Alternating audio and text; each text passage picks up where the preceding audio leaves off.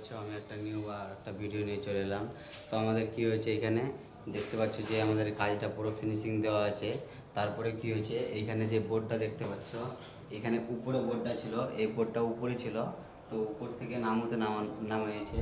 তো দেখতে পাচ্ছ এই যে প্লাস্টারটা করেছে, এই প্লাস্টারটা কি করেছে না, লেবেল করে দিয়েছে এই প্লাস্টারটা। তো যারা প্লাস্টার করো রাজমিস্ত্রির, তো এইভাবে যারা রিপেয়ারিংগুলো সারবে না, প্লাস্টারটা মোটা করে রাখবে না। কারণ কি দেখতে পাচ্ছ, এই প্লাস্টারটা মোটা করে যখন রেখেছো না, এটা আমাকে আবার প্লাস্টারটা ছাড়িয়ে আমাকে লেবেল করতে হবে।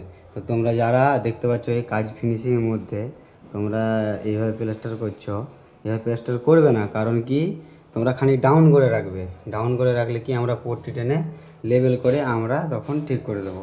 তো তোমাদেরকে লেবেল করার দরকার নাই। তো ভিডিওটা এভাবে আমি বানাচ্ছি কারণ কাজটা দেখো পুরো ফিনিশিং ঠিক আছে, প্লাস্টার করেছে, তাও তুমি কাজটা দেখো কীরকম করে আছে।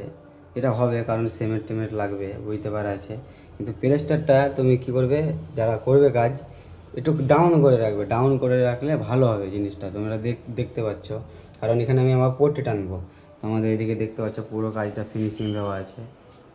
তো এইটুই আমার বলার ছিল ভিডিওতে।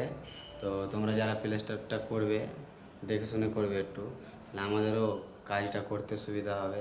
তো একটু ডাউন করে রাখলে অসুবিধা নাই। তো ভিডিওটা এত দূরই।